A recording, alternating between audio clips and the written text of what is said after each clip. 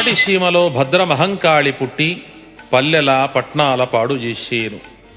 ఊరూర ఒక శక్తి పుట్టి రాత్రివేళల మేకపోతులా అరచేను. అందున కొందరు సమసేరు. తిరుపతి కొండపై నుండి ధూమకేతువ వలె ఒక శక్తి పుట్టి ఆకాశము నుండి దుమికి పాతాళగంగకు స్నానమునకై వెళ్ళేను. అది చూచి జనులు అదరి బెదరి బహుగా చచ్చేరు. ఉత్తరం ఉరిమి దక్షిణం మెరసి ఎండ వెన్నెల సమానమయ్యేను. అప్పుడు బెంగుళూరునందు బహుగొప్ప చిత్రం పుట్టేను. జ్యేష్ఠశుద్ధ విదియనాడు ఉరుములతో పిడుగులు పడి అందుండి 4 నిలువుల ఆజానుబాహులు పుట్టుకొచ్చేరు. వారి అడుగులు మన అడుగులతో 7 అడుగులుండేను. అప్పుడు మానవులు ప్రాణభయాన ఉత్తర దిక్కుగా పోయేరు. మంగళగిరిలో మాయవాదులనే వైష్ణవులు కలహము చేత 2 తెగలై కొట్టుక చచ్చేరు. మలయాళములో మందపాలుడు మనుజులతో మాటలాడేను. మాచెర్ల చెన్నకేశవస్వామి మహిమలు అంతరించేను. కార్యమపూడిలో కలహాలు పుట్టేను. నడిరేయిలో గ్రామాదులలో ఘణఘణాం అను ఘంటారవములు శంఖునాదములు వినిపించేను. చక్రాంకిత సంభవుండనై నేను ఉదయగిరి శిఖరాన నిలిచేను. నందికొండలోని ఒక బిలములో 120 లక్షల గుర్రాలు వికృతములైన మనుష్యులు ఉత్పత్తి అయ్యేరు. సూర్యమండలము నుండి వాక్ వాక్కను శబ్దము పుట్టేను. ఉత్తరాదిన ఒక మర్రిమాను తొర్రలో నుండి ఒక మహాత్ముడు నెత్తిన కొమ్ములతో వచ్చేను. ఆ సమయాన చెట్టు చీలికలు పీలికలు అయ్యేను. దేశము మీదకు వచ్చి అతడు నేనే భగవంతుడను, నన్ను పూజించుడని ఆజ్ఞపెట్టేను. నా భక్తులైన వారు నమ్మకుండేరు. పడమట దేశము నుండి చింతమాను తొర్ర నుండి దిగంబరుడై ఒక మహనీయుడు వచ్చేను. దక్షిణ దేశానికి నేను ధీరుడనని పలికేను. భక్తులు నమ్మకపోయేరు. మక్కా మసీదులో ఒక వరాహము పుట్టేను. కంటికి కనబడి చేతికి అందక తిరుగుచూ వారిలో వారికి కలహాలు పెట్టేను. ఆ కలహాలు ఆరక బెజవాడ వరకు వచ్చేను. లక్షోపలక్షల జనులు హతమయ్యేరు. తిరుపతి వెంకటేశ్వరుని సముఖాన ఒక విష్ణుభక్తుడు పుట్టి భూమి మీద శివా అను వాక్యము 8 ఘడియలు లేకుండా చేసేను. లోకరక్షకుడు విష్ణువయ్యుండగా ఎక్కడి శివుడు ఎక్కడి బ్రహ్మ అని వాదించేను. శైవులకు వైష్ణవులకు తర్కము జరిగేను. ఈ వాదనతో శ్రీశైలానికి పోయేరు. పాతాళగంగ మాది మాదని తగవులాడేరు. విష్ణుపాదోదకమని వైష్ణవులు, శంభుపాదోదకమని శైవులు వాదులాడేరు. ఋషులు పెద్దలుగా వచ్చేరు. గంగ ఎవరిదో వారు ముందుగా కొనిపొండని పలికేరు. విష్ణుభక్తులు పుండ్రములు ధరించి పాతాళగంగలో దిగేరు.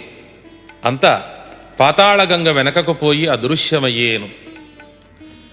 శివభక్తులు వైష్ణవులను గేలిచేసి శరీరమంతయు విభూతి పూసుకొని హరహర మహాదేవ అని ఘోషణలు చేసి పాతాళగంగలో దిగేరు. ఉత్తర క్షణాన కళపిళ ధ్వనులతో ఓం ఓం అను శబ్దము పుట్టేను. పాతాళగంగ ఉప్పొంగి పొంగి పొరలచూ వచ్చేను.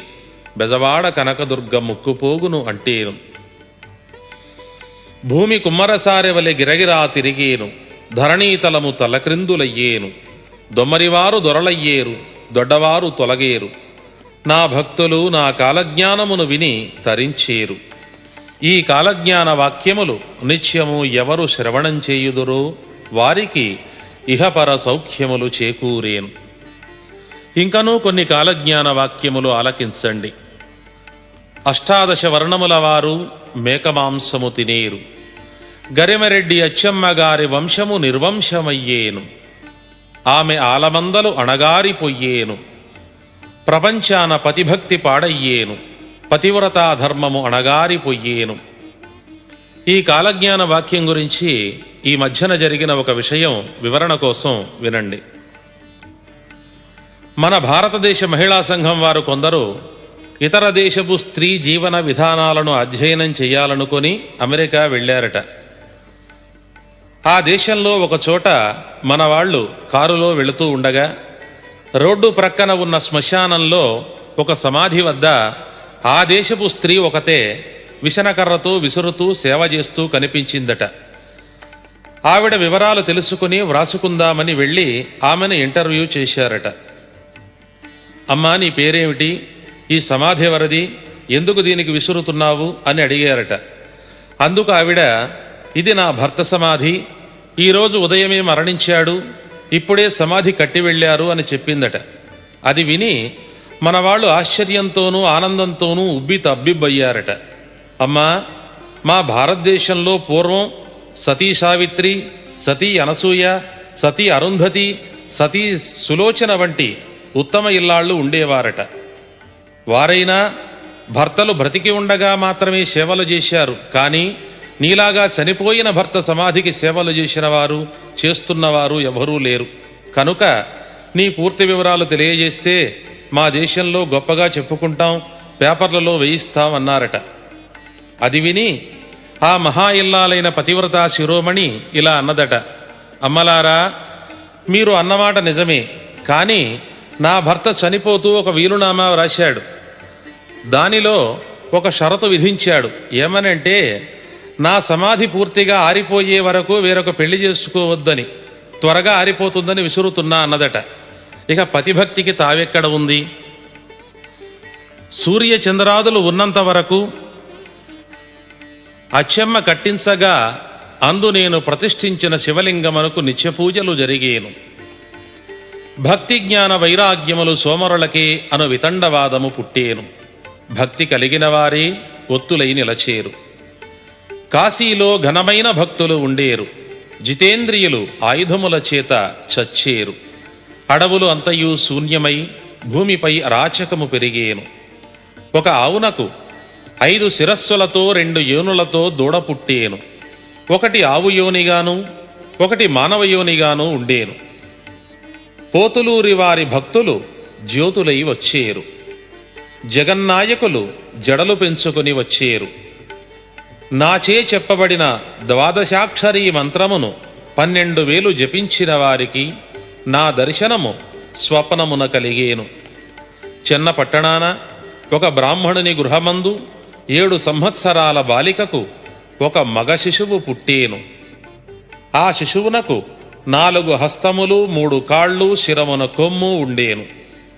ఆ బాలుడు 22 దినములు జీవించియుండి 23వ దినమున శ్రీ వీరభోగ వసంతరాయలు వచ్చుచున్నాడని 32 బిరుదులతో కొల్లాపురి వెంటబెట్టుకొని దుర్మార్గులను హతము చేయుటకు వచ్చుచున్నాడని చెప్పి మరణించేను. పలుకురాళ్ళు మెత్తని దూదివలే అయ్యేను. ఇతరులే వచ్చి తనకు సేవలు చేయవలనని మానవులు అహంకారమున విర్రవీగేరు. హూణ విద్యలు అనగా పరభాషలు నేర్చి పూర్వజ్ఞానము మరచేరు. సువర్ణముఖి నదియందు 11 మంది భక్తులు పుట్టేరు. కుటుంబాన వృద్ధులైన వారు కష్టాల పాలయ్యేరు. రెట్టాల చెరువు కింద ఉత్పాతములు పుట్టేను. వినాయకుడు వలవలా ఏడ్చేను.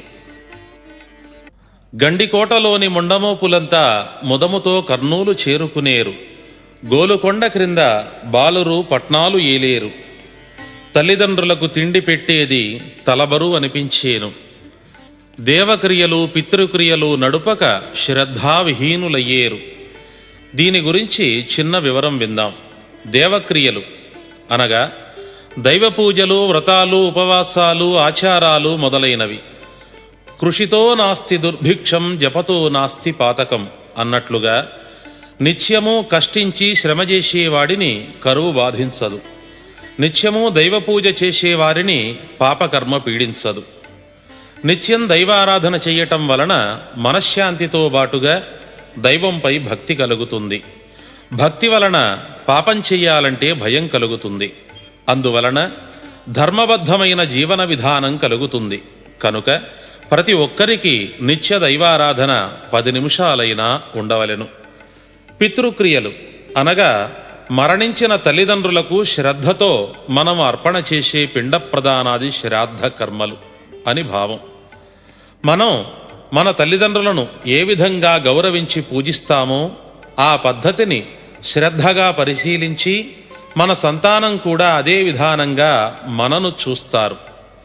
చనిపోయిన పితృదేవతలకు దినములు తద్దినములు చేయుట ద్వారా మనం వారి యందు కృతజ్ఞతాభావం చూపుతున్నామనియు, మనకు ఈ జన్మను ఇచ్చినందుకు విశ్వాసం ప్రదర్శిస్తున్నామని భావించి పితృక్రియలు చేయవలెను. కానీ ఈ కలియుగాన పాపాత్ములు ఈ పనులు చేయక విడిచిపుచ్చుతారని స్వామివారి కాలజ్ఞానవాక్యము. పుణ్యాత్ములు తప్పక ఆచరించెదరు. నందన సంవత్సరాన భూమిపై అనేక నక్షత్రములు రాలిపడేను, భూమి గడగడ వణికేను. 2014లో నందన సంవత్సరం వస్తుంది. పింగళనామ సంవత్సరంలో ఘోరమైన పోట్లాటలు ఆరంభమై కాళయుక్తినామ సంవత్సరం వరకు ఉత్తర దేశమున విపరీతములు జరిగేను. కాళయుక్తినామ సంవత్సరం 1978లోను 1977లో పింగళనామ సంవత్సరము వచ్చింది. ఆనందనామ సంవత్సరం మార్గశిర బహుళ అష్టమి నాడు గురువారం రోజున శ్రీశైల మల్లికార్జునుడు భ్రమరాంబతో కలిసి వింధ్య పర్వతానికి వచ్చేను. దుర్ముఖినామ సంవత్సర కార్తీక శుద్ధ చతుర్దశి మొదలుకొని దుష్ట నిగ్రహం ఆరంభమై మహాప్రళయాల చేత ఉండేను. ఆ ప్రళయాలు రౌద్రినామ సంవత్సర కార్తీక మాసాన ఆరంభమయ్యేను. 1956లో దుర్ముఖి వచ్చింది. 1980లో రౌద్రనామ సంవత్సరం వచ్చింది. విజయనామ సంవత్సరాన అనగా 2014లో విజయవాడకు వచ్చి మాతృవంశం వారి కన్యను పెళ్లి చేసుకుని పట్టాభిషిక్తుడనయ్యదను. అయోని సంభవునిగా వచ్చు నేను ఋషి మహర్షి యోగి సిద్ధ సాధ్య అవధూత పరమహంసాది మహాత్ములను వెంటబెట్టుకుని వచ్చేను. శ్రేష్ఠులైన భక్తులను పుణ్యాత్ములను 108 వర్షములు పాలించెదను. ఆ తదుపరి నా వంశము వారు 1000 సంవత్సరంబులు పాలన చేసేరు. ఇది సత్యము. ఆనాటికి చిల్లర మతాలు చెదబట్టిపోయేను. సనాతన మతమే సాంప్రదాయముగా నిలిచేను. కనుక మహాప్రజలారా, కలియుగము 5108 పూర్తియగునాటికి లోకాన 7/1 మాత్రమే నిలచి ఉండేరు. నా యంత్రమును పూజించుచు, నా కాలజ్ఞానమును చదువుచు లేదా వ్రాయుచు లేదా ఆలకించు వారికి నా అనుగ్రహము సర్వదా కలుగుచుండును. తల్లి బిడ్డను కనురెప్ప కంటిని కాపాడిన రీతిన నా భక్తులైన వారిని నేను రక్షించుకునేని. ఇందుకు తప్పిత హీనజాతి వాని ఇంటను పుట్టేను. నా వాక్యము కల్లగాదు. వీరభోగ వసంతరాయల వారి ఆగమనం ఇలా ఉంది కాలజ్ఞానంలో. జయనామ సంవత్సరం అనగా 2016వ సంవత్సరంలో ఆషాఢ శుద్ధ సప్తమి రోజున భక్తులకు దర్శనం ఇచ్చి ధర్మ పరిపాలన చేయుటకు ప్రారంభించెదను. ఈ లోపున 7/6 పాపాత్ములు నశించిపోయేను. వీరభోజుని అవతారము. ఆంగీరసే మధుమాసే నవమ్యాం శుక్లపక్షరే భానువారే చ యామ్యార్ధం వీరభోజా సముద్భవం. 1992వ సంవత్సరంలో ఆంగీరసనామ సంవత్సర చైత్ర శుద్ధ నవమి ఆదివారం అనగా శ్రీరామ నవమి పర్వదినాన కర్ణాటక దేశంలోని శంబళ అను గ్రామములో అవతరించి అనేక పుణ్యక్షేత్రములు సందర్శించి మహామునులు, ఋషులు, యోగులు, అవధూతలు, పరమహంసలు మొదలగు మహాత్ములను వెంటబెట్టుకొని జయనామ సంవత్సరంలో 24 సంవత్సరముల వయస్సులో 7/1 మిగిలియున్న పుణ్యాత్ములైన భక్తులను ధర్మబద్ధంగా 1008 సంవత్సరములు పాలించుటకై వీరబ్రహ్మేంద్ర స్వామి వారు వీరభోగ వసంతరాయలుగా అవతరించి రాగలరు అని కాలజ్ఞానము ద్వారా విశదమగుచున్నది. నేను వీరభోగ వసంతరాయలుగా వచ్చుటకు ముందు కానున్న పనులెల్లా కనురెప్పపాటున జరిగేను. అనగా జరిగిన కాలజ్ఞాన వాక్యములు జరిగిపోగా జరగవలసినవి అన్నియు కన్ను మూసి తెరచు లోపున జరుగును అని భావము. అంటే ఒకే సెకనులో జరుగును అని అర్థం కాదు.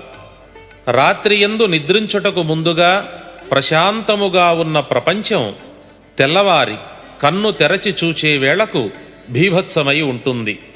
ప్రతి ప్రళయము రాత్రియందుననే సంభవిస్తుంది అని అంతరార్థం. పుణ్యాత్ములైన వారు మాత్రమే నా కాలజ్ఞానమును విని తరించేరు. శ్రీ బ్రహ్మంగారి అనుగ్రహం మీకు సర్వదా కలుగుగాక. కాలజ్ఞాన మహత్యము అనగా వింటున్న వారికి లభించు ఫలితము వినండి. మడిమయలెంచక కులాచారంబులుంచక భక్తితో విన్నవారికి అనంత జన్మ పాపఘ్నం సంపదైశ్వర్యదాయకం సుస్థిరం సుభగావహం ఆనందం అమితైశ్వర్యం అద్భుతామిత సంపత్తి రాజ్యలక్ష్మి వశీకరం శతాశ్వమేధాః వ్రతకోటికన్యాః అనంతయజ్ఞామిత అన్నదానం అనంతగోదానమనంతకన్యాః అనంతభూదానమనంతస్వర్ణాః అనంతనద్యా జలమజ్జనం ఫలం లభేతు. అనేక జన్మల నుండి వెన్నంటి వస్తున్న పాపము నశించి ఇహ పర సౌఖ్యములు లభించును. జీవితమున స్థిరత్వము కలుగును. అన్ని కష్టములు తొలగి ఆనందము కలుగును. ఐశ్వర్యము పెరుగును. సకల కార్యములయందు ఆటంకములు తొలగును. 100 అశ్వమేధయాగములు చేసిన ఫలితము కలుగును. అంతులేని యజ్ఞములు చేసిన ఫలితముతో బాటుగా అనంత అన్నదానము, గోదానము, భూదానము, సువర్ణదానము, కన్యాదానములు చేసిన ఫలితము లభించును. నిత్యము అనేక పుణ్య నదీ స్నానములు చేసిన పుణ్యఫలము లభించి బ్రహ్మంగారి దివ్యానుగ్రహం కలిగి జన్మరాహిత్యము ప్రాప్తించును. ప్రతిరోజు ఒక్క పర్యాయమైనా విన్నవారికి ఈ ఫలితములు సంక్రమించును. 11 సార్లు విన్నవారికి మనోవాంఛితములు నెరవేరును. ఇది స్వామివారి వాక్యము. ఈ క్యాసెట్సులో కాలజ్ఞానము విని మీరు ఈ ఫలితాలు పొందగలిగారు. ఇంతవరకు బ్రహ్మంగారు బోధించిన కాలజ్ఞానాన్ని భక్తి శ్రద్ధలతో విన్నాం. ఇప్పుడు శ్రీ వీరబ్రహ్మేంద్ర స్వామి వారు ఆత్మబోధలో చెప్పిన కొన్ని వేదాంత వాక్యాలు విందాము. మానవ జన్మకు మహాప్రసాదం ఈ అమృతవాక్కులు. నా అనుభవసారంతో కలిపి చెప్తున్నాను, వినండి. భక్తులారా, ఈ చరాచర సృష్టిలో జీవరాశి 3 రకాలుగా ఉన్నది. ఆకాశంలో విహరించే పక్షిగణము, నీటిలో జీవించే జలచరములు, భూమిపై జీవించే పశు మృగ మానవ క్రిమి కీటకాదులు. ఈ మొత్తము జీవరాశి 84 లక్షల రకములు.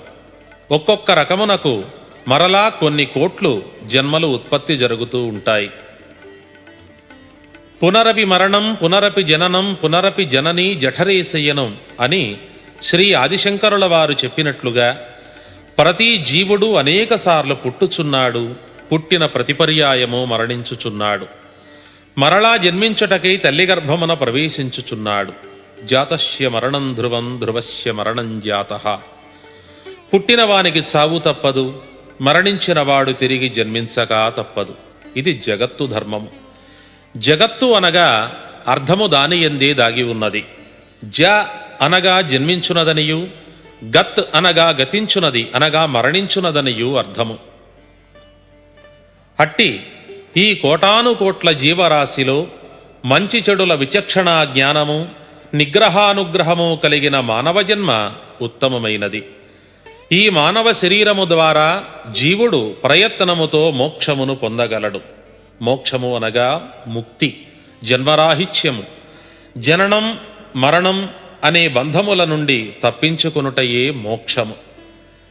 ఇది దైవభక్తి వలన, సద్గురు బోధల వలన, తీవ్రమైన సాధన వలన, పూర్వజన్మ పుణ్యకర్మ వలన, మహానుభావుల సేవల వలన, దాన ధర్మాదుల వలన, క్షమాగుణం వలన, పుణ్యగ్రంథ పఠనము లేదా శ్రవణము వలన, నిత్య దేవాలయ దర్శనం వలన లభ్యమవుతుంది. కర్మలను ఆచరించినప్పుడే భక్తి విశ్వాసములు అలవడుతాయి. భక్తి కలిగినప్పుడే జ్ఞానము సంప్రాప్తము కాగలదు. ఆ జ్ఞానముతోనే జీవుడు మోక్షము సాధించగలడు. కనుక కర్మ, భక్తి, జ్ఞాన వైరాగ్యములు మానవ జన్మకు తప్పనివి. కానీ ప్రస్తుతం మానవుడు ఈ విషయాలు మర్చిపోయి శరీర సుఖములే శాశ్వతమైనవిగా భ్రమపడుచున్నాడు. సుఖ భోగ విలాస లాలసతలతో మునిగి తేలుచు ఇదియే స్వర్గము, ఇంతకు మించినది ఏదియూ లేదని మాయలో పడుతున్నాడు. ఇది ఎంతవరకు నిజం? ఒక్కసారి అందరం మన గురించి పరిశీలించుకుందాం. ఈ మానవ జీవితం యొక్క పూర్ణాయుర్దాయం 100 ఏళ్ళు మాత్రం. ఈ నిండు 100 ఏళ్ళు నిజంగా మనం అనుభవించినట్లయితే మన జీవితకాలం మొత్తంలో ప్రతిరోజు చేస్తున్న పనుల కొరకై ఎంతెంత కాలం ఖర్చు చేస్తున్నామో లెక్కలు చూద్దాం. శ్రద్ధగా గమనించండి. మొత్తం జీవితకాలం 100 సంవత్సరాలైతే అందులో సగం అనగా 50 సంవత్సరాలు రాత్రి రూపంలో భగవంతుడు నిద్ర కల్పించి హరించాడు. అంటే నిజంగా మనకు మిగిలే ఆయుష్ 50 సంవత్సరాల పగలు మాత్రమే. ఈ 50 సంవత్సరాలలో ఏమీ తెలియని పసితనంలో 5 సంవత్సరాలు గడిచిపోతుంది. ప్రతిరోజు మలమూత్ర విసర్జనకు, ముఖం కడుగుటకు, స్నానానికి, వస్త్రాలు ధరించటానికి, తల దువ్వుకోవటానికి, అలంకారాలకు వగైరా పనులకు 2 గంటల చొప్పున 100 ఏళ్లకు 8 సంవత్సరాల 4 నెలలు ఖర్చయిపోతుంది. అలాగే ఉదయం, మధ్యాహ్నం, రాత్రి వేళలలో భోజనాది తిండి వ్యవహారాలకు రోజుకు 1 గంట చొప్పున 4 సంవత్సరాల 2 మాసాలు ఖర్చయిపోతుంది. ఇంటి నుండి ఆఫీసుకో, షాపుకో, స్కూలుకో, కాలేజీకో ప్రయాణం చేసి వెళ్ళి రావటానికి రోజుకు 1 గంట చొప్పున 4 సంవత్సరాల 2 మాసాలు ఖర్చయిపోతుంది. ఇదే పక్క గ్రామం నుండి వెళ్ళేవారైతే మరికొంత సమయం అధికం. రోజు సినిమాలు, రాజకీయాలు, పట్టుచీరలు, నగలు, పక్కవాళ్ళు మొదలైన అనవసర విషయాలపై కబుర్లకు, చర్చలకు 2 గంటల చొప్పున 8 సంవత్సరాల 4 నెలలు వృధా అవుతుంది. ఇప్పటికే 80% జీవితం సరిపోయింది. ఇంకా జీవితకాలంలో వెళ్ళవలసిన పెళ్ళిళ్ళు, చావులు, దినాలు, తద్దినాలు, పార్టీలు వగైరాలకు సంవత్సరానికి సుమారుగా 18 రోజుల చొప్పున 5 సంవత్సరాల ఖర్చు. జ్వరాలు, తలనొప్పులు, జలుబులు, ఇతర వ్యాధులతో బాధపడుతూ ఖర్చు అయ్యేది 5 సంవత్సరాలు. వృద్ధాప్యంలో ఖాళీగా కూర్చొని ఖర్చు చేసేది సుమారు 4 సంవత్సరాలు. ఇవన్నీ కలిపి 94% ఖర్చు అయిపోగా మనం సంపాదించుకోవటానికి మిగిలేది 6 సంవత్సరాలు మాత్రమే. ఈ 6 ఏళ్లలో 6 తరాల వారికి సరిపోయే ఆస్తులు, ఐశ్వర్యము సంపాదించాలని మానవుని ఆరాటము, పోరాటము. ఈ ఒత్తిడిలో భగవంతునికి ప్రశాంతంగా నమస్కరించటానికి సమయం కూడా లేకపోతోంది. ఒక అపరిచితునికి 1 రూపాయి ఉచితంగా ఇవ్వాలంటే 1,00,000 రకాలుగా ఆలోచించి ఇస్తే ఇస్తాం, లేకపోతే లేదు. నిత్యము ఎన్నో విషయాలలో వృధాగా ఖర్చు చేసే రూపాయి కాగితం ఇవ్వటానికే మనం ఇంతగా ఆలోచించవలసి వచ్చింది కదా. అదేవిధంగా మన 100 సంవత్సరాల ఆయుర్దాయంలో భగవంతునికి నమస్కరించుటకే తీరిక లేకపోయినప్పుడు దేవుడు మాత్రం మనను ఎందుకు అనుగ్రహిస్తాడు? కుటుంబంలోని వారిని, సంపదను చూసి గర్వపడుతూ ఉంటాం. కానీ ఒకసారి మానవ జీవితం గురించి ఆత్మపరిశీలన చేసుకుందాం. మాతా నాస్తి, పితా నాస్తి, నాస్తి బంధు సహోదరః, అర్ధం నాస్తి, గృహం నాస్తి, తస్మాత్ జాగ్రత్త జాగ్రత్త. కన్న తల్లి, తండ్రి, బంధువులు, తోబుట్టువులు, ధనము, ఇళ్ళు ఇవి అన్నీ మన కళ్ళ ముందుగానే ఒకదాని వెంట ఒకటి ఏదో ఒక రోజున మరణిస్తాయి. అందరూ చనిపోతున్నా, అన్నీ నాశనం అవుతున్నా కూడా నేను మాత్రం ఎల్లకాలం ఇలాగే శాశ్వతంగా ఉండిపోతాను అనుకుంటాడు ఈ మానవుడు. ఓ మానవుడా, అది అంతా మాయ. నీవు కూడా ఒకనాటికి వెళ్ళక తప్పదు. కనుక ఈనాటి నుండి దేవునికి కొంత సమయం కేటాయించి జాగ్రత్త వహించు. జన్మం దుఃఖం జరా దుఃఖం జాయా దుఃఖం పునః పునః సంసారం సాగరం దుఃఖం తస్మాత్ జాగ్రత్త జాగ్రత్త. ఓ మానవుడా, నీవు క్యారమని ఏడుస్తూనే జన్మించావు. సంసార సాగరం ఈదలేక నిత్యం ఏడుస్తూనే ఉన్నావు. ముసలితనంలోనూ వ్యాధి బాధలు భరించలేక ఏడుస్తున్నావు. చనిపోయే సమయాన కూడా నా అనంతరం నా వాళ్ళు ఏమైపోతారో అని ఏడుస్తూ చస్తున్నావు. నీ పుట్టుక నుండి మరణం వరకు అంతా దుఃఖమయమై ఉన్నది.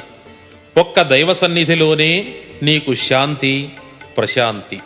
కనుక నిత్యము ఒక్క అరగంటైన దైవము సన్నిధి యందు మనస్సు నిలుపు.